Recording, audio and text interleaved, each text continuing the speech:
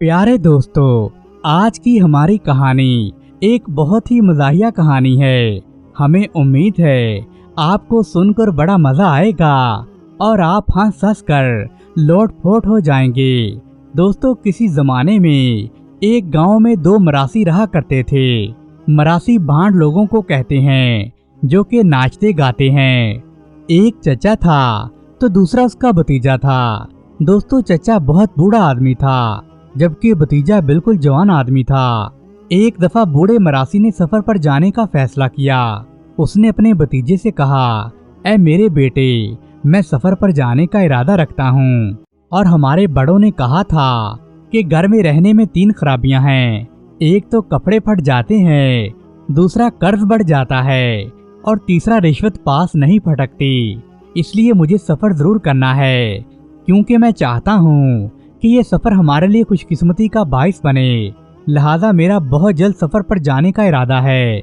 दोस्तों, भतीजे ने ये सुनकर कहा, चचा जान, आपका ख्याल तो बड़ा अच्छा है, मैं भी आपके साथ चलूंगा। चचा कहने लगा, बहुत खूब मेरे बेटे, एक से भले दो, तुम्हारा साथ भी बहुत अच्छा रहेगा। दोस्तों, लिहाजा जल्द ही दोनों अपने सफर पर रवाना हो गए। दोपहर के वक्त वो दोनों मरासी एक गांव में पहुंचे। उन्हें बड़ी भूख लग रही थी। वो गांव के नंबरदार के मकान पर गए। नंबरदार ने उनकी बड़ी आवभगत की। उस जमाने में उस गांव में 2 कबीले रहते थे। चचा राजकोट कबीले में चला गया और भतीजा एक और कबीले में चला गया। दोस्तों, भतीजे के साथ नाई भी गया था जिसने उन्हें वो मकान दिखाया था। दोस्तों, चचा को जिस घर में भेजा गया वहां उस घर की मालकन अकेली रहती थी। उसका शौहर अपनी माँ के साथ खेतों पर गया हुआ था। मेहमान की खबर सुनकर वो मोटी औरत बाहर आई और बूढ़े मरासी को खुशामदीद कहने लगी। जो ही उसे पता चला कि ये एक मरासी है तो वो उससे पूछने लगी, तुम खाने में क्या चीज पसंद करोगे, दाल, रोटी या मिठाइयाँ? दोस्तों, बूढ़ा आदमी खुशी से चिल्ला उठा और कहने लगा, मैं तो मिठाइयाँ ही खाऊंगा। मिठाइयों के होते हुए भला रोटी कौन खाता है? वो मोटी औरत कहने लगी, अच्छा मियाँ, तुम्हें मिठाइयाँ एक शर्त पर मिल सकती हैं। बूढ़ा फौरन बोला, हाँ, मुझे फौरन अपनी शर्त बताओ। तो वो मोटी औरत कहने लगी, ऐ बूढ़े मरासी, तुम बड़े तजर्बाकार आदमी मालूम होते हो, मुझे ऐसी कहानी सुनाओ जो आज से पहले ना तो किसी ने सुनी हो और ना ही किसी के तजर्बे में आई हो।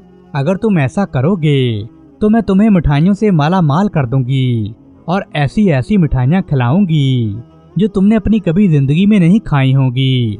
बहुत खूब, बूढ़ा मरासी बोला, मैं तुम्हें ऐसी कहानी सुनाऊंगा जो तुमने कभी नहीं सुनी होगी, लेकिन ऐसा करो, पहले मिठाइयाँ तैयार करना शुरू करो।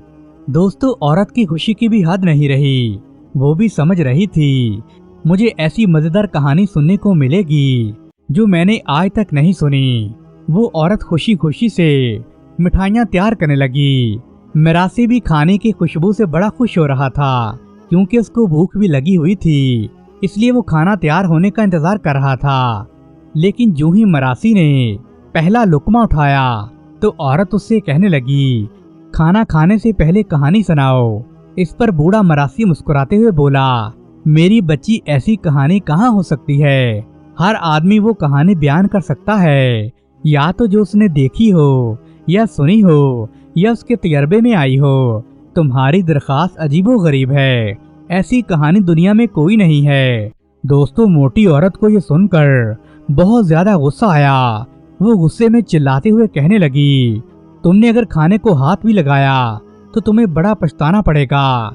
तुमने मेरे साथ धोखा किया है, मैं तुम्हें इसकी सजा जरूर दूंगी। दोस्तों, वो बड़ी गजबनाक हो रही थी।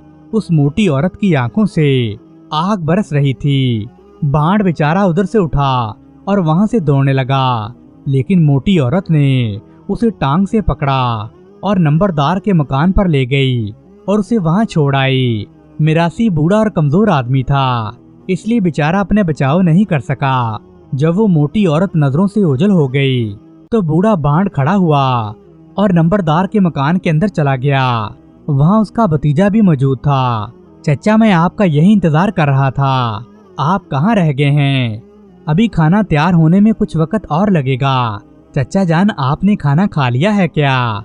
ओ नहीं, बरखुदार वो औरत जो मेरे लिए मिठाइयाँ तैयार कर रही थी। मैंने सोचा कि वो औरत बड़ी अच्छी है, लेकिन मेरे साथ तो अच्छा नहीं हुआ। लेकिन ऐसा करो, तुम उस औरत के पास चले जाओ, उसने ताज़ा ताज़ा मिठाइयाँ बना के रखी हैं।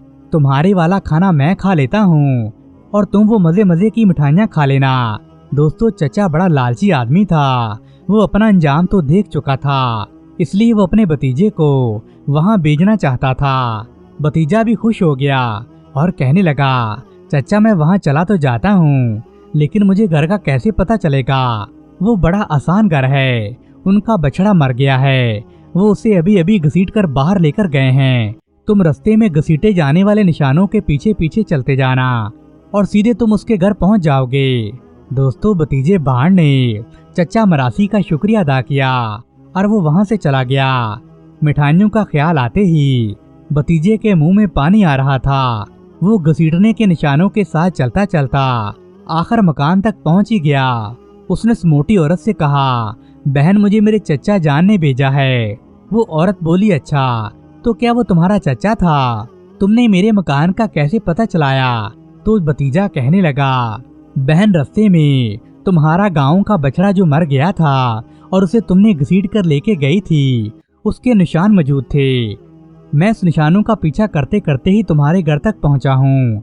दोस्तों, मोटी औरत भतीजे की ये बात सुनकर बड़ी गुस्से में आई और कहने लगी, वो कोई बछड़ा वछड़ा नहीं था, बल्कि तुम्हारे चचा ही थे। मैंने तुम्हारे चचा को उसकी टांग से घसीटा था। भतीजा कहने लगा, ये क्यों किया आपने? तो औरत आगे से बोली, तुम्हारा चचा मिठाइयाँ खाना चाहता था, लेकिन उसने मुझसे ये वादा किया था कि वो मुझे ऐसी कहानी सुनाएगा जो आज तक ना तो किसी ने देखी होगी और ना ही किसी ने सुनी होगी। लेकिन तुम्हारा चचा एक नंबर का लालची और धोखेबाज इंसान था। उसने मुझे कोई कहानी नहीं सुनाई और वो मिठाइयाँ खाना चाहता था, इसलिए मुझसे बर्दाश्त नहीं हो सका और मैंने उसे सजा के तौर पर पाँव से घसीट कर नंबरदार के मकान पर छोड़ दिया। अच्छा तुम बताओ, क्या तुम ऐसी कहानी सुना सकते हो? अगर तुम ऐसा करोगे तो ये सारी की सारी मिठाइयाँ तुम्हें मिलेंगी। दोस्तों, भतीजा भी लालच में आ गया और कहने लगा, मुझे ऐसी कहानियाँ खूब आती हैं, जब वो मैं तुम्हें सुनाऊंगा तो तुम पूरी तरह से मुतमन हो जाओगी। अच्छा तो ये है मिठाइयाँ, सब तैयार है ना? हाँ हाँ तैयार हैं। दोस्तों, भतीजा कहने लगा, लेकिन मैं तुम्हें कहानी खाने के दौरान सुनाऊंगा। औरत ने उसकी बातों का एतबार कर लिया और मिठाइयों की प्लेट भतीजे के सामने रख दी। जब भतीजे मरासी ने ये मिठाइयों वाली प्लेटें देखी तो पूछा, सब्जी वगैरह नहीं है क्या? इनके बगैर तो मिठाइयों का मजा ही नहीं आता। क्या तुम सब्जी नहीं तैयार कर सकती? दोस्तों, वो औरत कहने लगी, चूल्हे में आग तो जल रही है, लेकिन घर में सब्जी मौजूद नहीं है। तो भतीजा फौरन बोला, इसमें कौन सी मुश्किल है, सब्जियां तो तुम बड़ी आसानी से ला सकती हो। यहाँ रास्ते में आते हुए मुझे एक सब्जी वाला मिला था जो 12-12 फुट लंबे गोभी के फूल बेच रहा था। औरत बोली, अच्छा इतने लंबे फूल, उनकी कीमत क्या थी? मरासी जवाब देने लगा, वो उनके चावल मांग रहा था। औरत बोली, अच्छा, और थोड़े से चावल लेकर वो सब्जी वाले को ढूंढने बाहर चली गई। दोस्तों, जल्दी में मोटी औरत ने यह भी सोचना गवारा नहीं किया कि गोभी का फूल बड़ा 12 फुट लंबा कैसे हो सकता है। औरत इधर उधर घूमती फिरती रही और रेड़ी वाले को तलाश करती रही। इसी दौरान उसका खावंद भी आ गया, जिसने सर पर चारा उठाया हुआ था। उसने घर आकर चारा एक साइड पर रखा और कहने लगा, मेरी बेगम मुझे पानी तो पिलाओ। लेकिन दोस्तों, उसकी बेगम घर पर मौजूद नहीं थी। वो मरासी आहिस्ता आहिस्ता आगे बढ़ा और सलाम कहने लगा। वो आदमी आगे से पूछने लगा, भला तुम कौन हो और मेरे घर में क्या कर रहे हो? तो वो मरासी भतीजा कहने लगा, जनाब मैं भांड हूँ और मैं आपके घर आया हूँ। तो वो पूछने लगा कि मालकिन कहाँ है? भतीजा कहने लगा, मुझे कोई पता नहीं साहब, वो बाहर चावल लेकर गई थी ताकि उसके एवज खजूरें ला सकें। उसने तो मेरी तवाज़ा करने की जरा भी परवाह नहीं की। अब तो बहुत देर हो गई है, क्या आप मुझे मिठाइयाँ खिला देंगे? मैंने ऐसी औरत कभी नहीं देखी जो मेहमान को भूखा छोड़कर ऐसे बाहर भाग जाती हो। दोस्तों, उस मोटी औरत का खावन ये सारी बातें सुनकर गुस्से से लाल पीला हो गया। उसने मिरासी के आगे सारी मिठाइयां रख दी और अपनी बीवी के पीछे बाहर चला गया और सोचने लगा कि वो खजूर खरीदने के लिए इधर उधर घूम फिर रही होगी। बड़े शर्म की बात है, ऐसा करने की इजाजत उसे बिल्कुल नहीं देनी चाहिए। दोस्तों, गुस्से में भरा हुआ वो आदमी अपनी बीवी को ढूंढने लगा। उसे अपनी बीवी गली की नुक्कड़ पर मिल गई। उसने आओ देखा ना ताओ एक डंडा अपनी बीवी के पीठ पर दे मारा। औरत बेचारी जोर से चीखी, हाय अल्लाह, और बेहोश होकर गिर गई। चीख सुनकर कुछ आदमी वहां इकट्ठे हो गए। उन्होंने औरत के मुंह पर पानी छिड़काया तो उन लोगों ने उसके खावन को उसकी कार्रवाई पर मलामत की। उसी दौरान मरासी ने खाना खा लिया और मिठाई की प्लेटें भी चट कर गया। उसका पेट भर चुका था, अब उसे पानी की जरूरत थी। वो सोच रहा था कि पानी कैसे हासिल करूं। उसी वक्त उस मोटी औरत की सास भी खेत से वापस आ गई। अगरचे वो बहुत बूढ़ी थी, लेकिन उसमें कुव्वत बाकी थी और घर में दाखिल होते ही उसने अपनी बहू से पानी मांगा, लेकिन ना तो उसकी बहू वहां थी और ना ही उसका बेटा था। मरासी बोला, अम्मा, तुम्हारा बेटा और तुम्हारी बहू दरिया पर गए हैं। ऐसे मालूम होता है उन्हें किसी के मरने का खत मिला था। मैं तुम्हारा मरासी हूँ। मैंने अभी अभी खाना खाया है। मुझे पानी की बड़ी जरूरत है। जल्दी में उन्होंने मुझे पानी देने की परवाह भी नहीं की। अम्मा जान, तुम खुद भी पानी पी लो और मुझे भी दे दो। दोस्तों, बूढ़ी अम्मा ने पानी पिया और मरासी को भी दे दिया और कहने लगी, कितने बदतमीज लोग हैं, इन्हें मेहमान का ख्याल रखना भी नहीं आता। दोस्तों, खाना खाकर मरासी वहां से चुपके से निकलकर नंबरदार के मकान की तरफ चल पड़ा। दोस्तों, बूढ़ी अम्मा ने फौरन ऊंची आवाज में रोना शुरू कर दिया, क्योंकि किसी रिश्तेदार के मरने पर मातम करने की यही रस्म हुआ करती थी। उसके रोने की आवाज सुनकर आस पड़ोस की औरतें भी जमा हो गई। उन्होंने भी रोना पीटना शुरू कर दिया। उन्हें ख्याल आया कि शायद बूढ़ी अम्मा का कोई रिश्तेदार मर गया है। कुछ मर्द भी इकट्ठे हो गए और सब मातम करने लगे। दूसरी तरफ उस मोटी औरत को जब होश आया और दोनों मियाँ बीवी घर लौटे तो उन्होंने देखा कि उनके घर के बाहर एक रश लगा हुआ था और लोग आ जा रहे थे। वो समझे कि शायद हमारे घर में कोई फौतगी हो गई है। उन्हें बड़ा झटका लगा। उन्होंने सोचा, या तो हमारी बूढ़ी माँ मर गई है या कोई रिश्तेदार मर गया है। दोस्तों, वो भी रोने धोने में शरीक हो गए।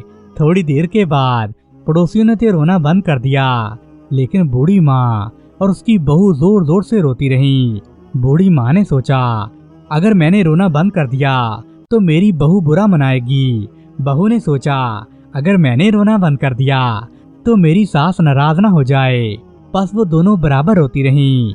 दूसरी तरफ बूढ़े बांड का भतीजा नंबरदार से मिला और उसे अपनी सारी कहानी सुनाई और कहने लगा, मोहतरम बुजुर्ग, अगर वो राजपूत और उसकी बीवी यहाँ आए और मुझे कोई नुकसान पहुँचाना चाहें तो आप मेरी हिफाजत करेंगे ना? लंबरदार कहने लगा, तुम बिल्कुल बेफिक्र रहो, तुम्हें कोई तकलीफ नहीं पहुँचेगी। दोस्तों, राजपूत के घर में बूढ़ी अम्मा रोते रोते थक गई तो वो खामोश हो गई और बोली, मेरी बच्ची कौन मर गया है? तो बहू पूछने लगी, मुझे क्या पता अम्मा, आप रो रही थीं, मुझे लगा तुम्हारा रिश्तेदार मर गया है। मेरे यहाँ तो कोई नहीं मरा, सब ठीक है, लेकिन वो मातमी खत जो तुम्हें मसूल हुआ था वो किसका था? दोस्तों, ये सुनकर वो औरत और उसका खावन कहने लगे, अम्मा, हमें तो कोई खत मालूम नहीं हुआ। दोस्तों, जब उन्हें पता चला ये किसी ने उनके साथ शरारत की है और वो मरासी था तो वो लोग बड़े गुस्से हुए और वो वहां से चलते चलते सारे लोग नंबरदार के मकान पर पहुंच गए। उनके गुस्से की इंतहा नहीं थी। उनकी आंखों से शोले बरस रहे थे। कहाँ है वो मरासी? उसने नंबरदार से पूछा। नंबरदार कहने लगा, तहम्मुल से बात करो, बताओ क्यों पूछ रहे हो? लेकिन वो मरासी कहाँ है जिसने हमारे मकान पर खाना खाया था और उसने हमें बेवकूफ भी बनाया है? ये तो गरीब मरासी हैं, ये तो बड़े गरीब हैं, इनका क्या कसूर है? ये ना तो इतने चालाक हैं ना ही इतने होशियार हैं। दोस्तों, लंबरदार आगे से ऐसी बातें करने लगा, लेकिन राजपूत और उसकी बेगम और उसकी माँ ने सारी कहानी लंबरदार को सुनाई कि कैसे एक मरासी ने उनके साथ इतना भद्दा मजाक किया है और उनकी मिठाइयाँ भी खा ली और उनसे पानी भी पी लिया और उनकी बहू को राजपूत के हाथों पिटवा भी दिया। दोस्तों, वो लंबरदार ये सारा वाकया सुनकर हंस हंस कर लोटपोट होने लगा। गांव के दूसरे लोग भी इतना हंसे कि उनके पेटों में बल पड़ गए। दोस्तों, पुराने वक्तों में हिंदुस्तान में एक मियाँ बीवी रहते थे। मियाँ खेतों में काम करता और बीवी घर संभालती थी।